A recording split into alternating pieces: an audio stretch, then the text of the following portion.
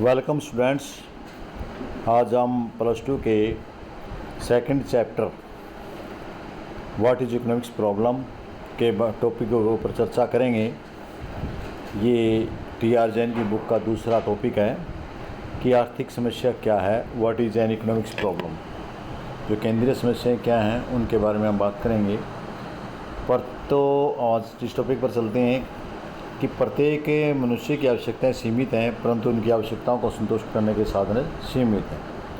आपको पता है, हमने पहले बताया था कि साधन में दुर्लभ और सीमित हैं, ऑप्शनल हैं, और मनुष्य की आवश्यकताएं वो सीमित होती हैं, असीमित हैं।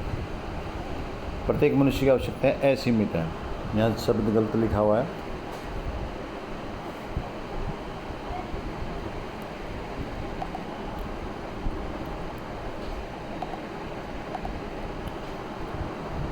ये शब्द गलत लिखा हुआ है, असीमित होना चाहिए यहाँ।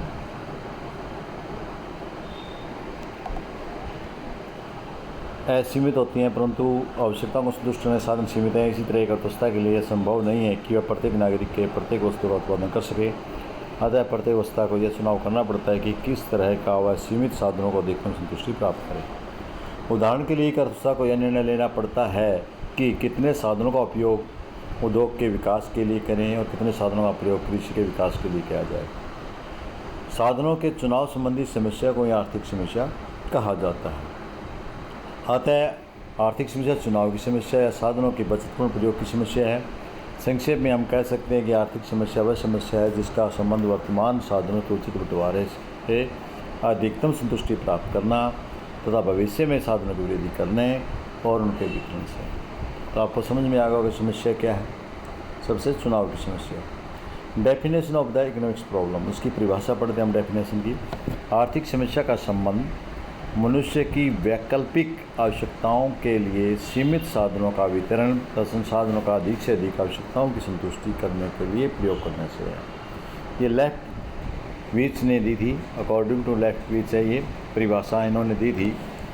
इन्होंने बताया था कि आर्थिक समस्या है मनुष्य की जितनी भी आवश्यकताएं हैं और उनके वैकल्पिक आवश्यकताएं हैं उनको सीमित साधनों का वितरण करने और साधनों से अधिक संतुष्टि प्रयोग करने के संबंध में जो होता है उसे आर्थिक समस्या से।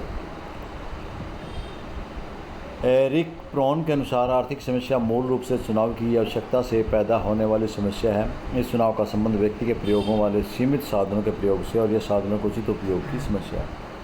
Classes of the economics problem क्या है, अर्थात आर्थिक समस्या के कारण क्या हैं। आपकी टी.आर. जैन की बुक में पहले आर्थिक समस्या के कारण दिए, फिर आर्थिक समस्याएं दी हैं। तो हम पहले आर्थिक समस्याओं के कारण जानते हैं कि ये समस्या होती क्यों है। आर्थिक समस्या उत्पन्न होने के 3 कारण होते हैं। क्योंकि जो असीमित मनुष्य की आवश्यकता वह असीमित होती है।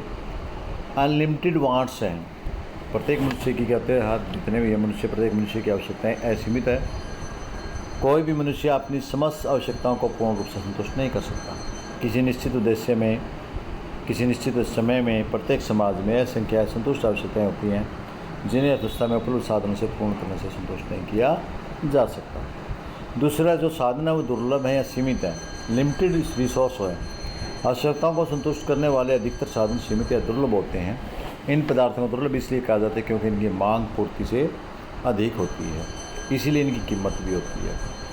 हमेशा डिमांड वो सप्लाई से एडवांस रहती है, इसीलिए उन वस्तुओं की मांग रहती है। मैकोनल के अनुसार दुर्लभता वह स्थिति है जिसमें एक निश्चित समय में साधनों की उपलब्धता उनकी मांग से कम होती है, यानी पूर्ति कम और मांग अधिक हो तो उसको दुर्लभ स्थान कहेंगे। और ऐसा ही है, हमारे पास साधन हैं, मनुष्य की आवश्यकताएँ असीमित है। तीसरा इसका रीजन समस्याओं का कारण है कि समस्याएं क्यों पैदा होती हैं। तीसरा है अल्टरनेटिव यूजेज हैं, वैकल्पिक प्रयोग हैं, इसलिए भी समस्याएं पैदा होती हैं। तो प्रत्येक साधन को एक से अधिक उद्देश्यों के लिए प्रयोग किया जाता है, इसे वैकल्पिक प्रयोग करने पड़ते हैं। प्रत्येक व्यक्ति तथा समाज का चुनाव करना पड़ता है कि वह अपने इस सीमित साधन को अपनी कौन सी आवश्यकता को संतुष्ट करने के लिए करे। उदाहरण के लिए दूध एक सीमित वस्तु है। इसका प्रयोग विभिन्न कार्यों में, जैसे बच्चों को पीने के लिए, चाय बनाने के लिए, पनीर बनाने के लिए, रसगुल्ला आदि मिठाई बनाने में भी प्रयोग किया जा सकता है। परंतु दूध की पूर्ति सीमित होती है, आते हुए गृहस्थी को यह चुनाव करना पड़ता है कि वह इसका प्रयोग आपकी किस आवश्यकता को संतुष्ट करने के लिए करे। इस तरह प्रत्येक अर्थव्यवस्था को यह चुनाव करना पड़ता है कि वह अपने सीमित साधनों का प्रयोग कौन सी वस्तुओं और सेवाओं का उत्पादन करने के लिए करे और कौन सी वस्तु और सेवाओं का त्याग करें। वास्तव में चुनाव की समस्या ही अर्थशास्त्र की मुख्य समस्या है और इसे आर्थिक समस्या भी कहा जाता है। आर्थिक व्यवस्था की केंद्रीय समस्याएं, अब पहले था केंद्रीय समस्या कारण क्या है, अब आर्थिक व्यवस्था की केंद्रीय समस्या है क्या। Central problem of the economics, अर्थव्यवस्था से अभिप्राय उस प्रणाली से है जिसके द्वारा मनुष्य अपनी जीविका कमाते हैं तथा आवश्यकताओं की संतुष्टि करते हैं। प्रत्येक अर्थव्यवस्था को कुछ आधारभूत आर्थिक समस्याओं का सामना करना पड़ता है। इन समस्याओं का ही एक अर्थव्यवस्था की केंद्रीय समस्या कहते हैं। प्रोफेसर मिलन के अनुसार प्रत्येक अर्थव्यवस्था को निम्नलिखित 3 केंद्रीय समस्याओं का सामना करना पड़ता है। सबसे पहले किन वस्तुओं और सेवाओं का उत्पादन किया जाए। सबसे पहला तो यही प्रॉब्लम है, यही समस्या है, यही प्रॉब्लम है कि सेंट्रल प्रॉब्लम है कि किन वस्तुओं का और या सेवाओं का उत्पादन किया जाए और कितनी मात्रा में किया जाए। समझ में आ गया आपको। पहले व्हाट एंड होम, दूसरा है उत्पादन किस प्रकार किया जाए और तीसरा है उत्पादन किसके लिए किया जाए। ये 3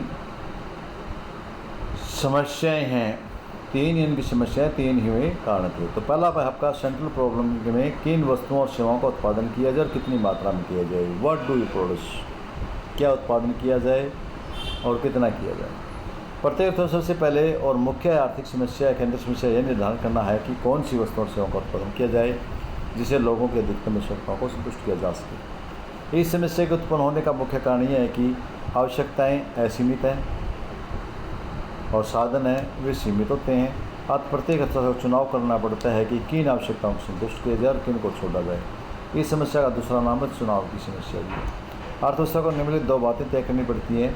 अर्थशास्त्रों में निम्नलिखित 2 बातें तय करनी पड़ती हैं। नंबर 1, अर्थव्यवस्था को निर्णय कर लेना पड़ता है कौन सी वस्तुओं सेवाओं का उत्पादन किया जाए। उदाहरण के लिए उपभोक्ता वस्तु जैसे चीनी, कपड़ा आदि का उत्पादन किया जाए या पूंजीगत वस्तुएं जैसे मशीन, ट्रैक्टर आदि का उत्पादन किया जाए। इस प्रकार ये भी चुनाव करना पड़ता है कौन से युद्धकालीन वस्तुओं, बंदूक, टैंक का उत्पादन किया जाए, कौन सी शांतिकालीन वस्तुओं का उत्पादन किया जाए। पहली ये बात है। दूसरी बात आ जाती है जब एक अर्थव्यवस्था निश्चय कर लेती है कि कौन सी वस्तु और सेवाओं का उत्पादन करना है तो दूसरी समस्या, उसका दूसरा निर्णय ये लेना पड़ता है कि उन वस्तुओं को कितनी मात्रा में उत्पादन किया जाए। पहली समस्या क्या और कितना। अर्थव्यवस्था में निर्णय लेना पड़ता है कि उपभोक्ता वस्तुओं का कितना उत्पादन किया जाए तथा पूंजीगत वस्तुओं का कितना उत्पादन किया जाए। ये निर्धारित होने के बाद अगली समस्या आती है उत्पादन किस प्रकार किया जाए, हाउ टू प्रोड्यूस, कि इसको उत्पादन कैसे करें। एक अर्थव्यवस्था के सामने दूसरी केंद्रीय समस्या यह है कि वस्तुओं का उत्पादन कैसे किया जाए। वस्तुओं का उत्पादन करने की 2 तकनीकें होती हैं, एक श्रम प्रधान तकनीकी, दूसरी पूंजी प्रधान तकनीक। जो श्रम प्रधान तकनीकी है उसमें लेबर ज़्यादा लगाई जाती है और पूंजी में पैसा का प्रधान माना जाता है। जो पहली है वह श्रम प्रधान तकनीक, लेबर इंसेंटिव टेक्निक, इसको LIT बोलते हैं। इस तकनीकी में श्रम का उपयोग पूंजी या मशीनों की तुलना में अधिक किया जाता है, उदाहरण के लिए कृषि या खेतीबाड़ी। दूसरा पूंजी प्रधान, इसमें कैपिटल इंटेंसिव टेक्निक, इसको CIT बोलते हैं, और इस तकनीकी में पूंजी या मशीनों का उपयोग श्रम की तुलना में अधिक किया जाता है। पहले श्रम प्रधान में श्रम का महत्व दिया जाता है और इसमें पूंजी या मशीनों का ज़्यादा प्रयोग किया जाता है श्रम की बजाय। एक अर्थव्यवस्था को यह तय भी करना पड़ता है कि वह कौन सी तकनीकी का प्रयोग किस उद्योग में करे जिसे उत्पादन अधिक कुशलतापूर्वक किया जा सके। उत्पादन न्यूनतम लागत पर किया जाना चाहिए। किसी अर्थव्यवस्था का उत्पादन में कौन सी तकनीक अपनाई जाएगी यह साधनों की उपलब्धता और उनके सापेक्ष मूल्य पर निर्भर करता है। इस समस्या को तकनीकी समस्या भी कहा जाता है। अब दूसरी समस्या हमारे उत्पादन का भी हमें पता चल गई कैसे करना है। पहली समस्या थी आपकी क्या और कितना, दूसरा था कैसे, और तीसरा उत्पादन किसके लिए किया जाए, फॉर होम टू प्रोड्यूस। अर्थव्यवस्था को यह भी चुनाव करना पड़ता है कि उत्पादन किसके लिए किया जाए, अर्थात गरीबों के लिए कल्याणकारी वस्तुओं से कपड़ा, भोजन, खाद्यान्न का उत्पादन किया जाए या अमीरों के लिए विलासिता वस्तुओं से कार, रेफ्रिजरेटर का उत्पादन किया जाए। इस समस्या को वितरण की समस्या भी कहते हैं। प्रोफेसर स्ट्रिंगलर और लेफ्टविच जैसे अर्थशास्त्रियों ने 2 और केंद्रीय समस्याओं का विभाजन किया है। वैसे खास करके आपकी 3 ही समस्याएँ हैं जो हमने बताई आपको। पहली समस्या में आता है क्या और कितना, दूसरे में आता है कैसे और तीसरे में किसके लिए। लेकिन ये 2-3 अर्थशास्त्री केंद्रीय समस्याओं का 2 का और विवरण किया सेंट्रल प्रॉब्लम का। साधनों का पूर्ण उपयोग कैसे है। प्रत्येक अर्थशास्त्र का अगली मुख्य समस्या यह भी है कि साधनों का पूर्ण उपयोग करना अथवा पूर्ण रोजगार प्राप्त करना। वास्तव में उत्पादन के साधन भूमि, श्रम, पूंजी का पूर्ण प्रयोग नहीं हो पाता। फैक्ट्रियाँ बंद रहती हैं, मजदूर बेरोजगार रहते हैं या भूमि का प्रयोग नहीं हो पाता है। अब प्रत्येक अर्थव्यवस्था एक की जिम्मेदारी हो जाती है कि वह सभी साधनों का पूर्ण प्रयोग हो। इसे साधनों के कुशलतम उपयोग की समस्या भी कहते हैं। अगला, साधनों का विकास कैसे हो। प्रत्येक अर्थव्यवस्था की एक यह भी मुख्य समस्या है कि उत्पादन के स्तर में वृद्धि करना। इस समस्या को आर्थिक विकास की समस्या भी कहा जाता है। आर्थिक विकास से अभिप्राय है कि प्रत्येक व्यक्ति की वास्तविक आय में निरंतर वृद्धि हो। वास्तव में आर्थिक विकास की लागत भावी विकास के लिए वर्तमान उपयोग का त्याग है। आर्थिक विकास द्वारा सामाजिक न्याय, समानता के लक्ष्य की प्राप्ति होना चाहिए, तभी जाके बात बनेगी। तो इस प्रकार आज का छोटा सा टॉपिक था। आप इस छोटे से टॉपिक में बड़े अच्छे से आपने किया होगा कि समस्याएं, आर्थिक समस्याएं, केंद्रीय समस्याएं, आर्थिक केंद्रीय समस्याएं कौन कौन सी हैं और उनके रीज़न क्या हैं, कारण क्या हैं। तो हमने 3 कारण बताए इसके। मैं एक बार रिवीजन करा देता हूँ संक्षेप में आपका। तो रीज़न कौन कौन से थे समस्याओं के कि समस्या, असीमित आवश्यकताएँ, दुर्लभ साधन और वैकल्पिक प्रयोग, ये तो थी समस्याओं के रीज़न, कारण। और समस्या क्या थी आपकी, क्या और कितना और कैसे और किसके लिए। ये आपका इतना सा आप याद रख के आप पूरा कर सकते हैं। मुझे उम्मीद है आपको ये वीडियो पसंद आई होगी, और यदि पसंद आई है तो आप लाइक शेयर अवश्य करें ताकि, और कमेंट में बताएं ताकि प्रोत्साहित होकर हम आपके लिए और आगे भी अगले टॉपिक पर आपकी वीडियो तैयार कर सकूं। धन्यवाद।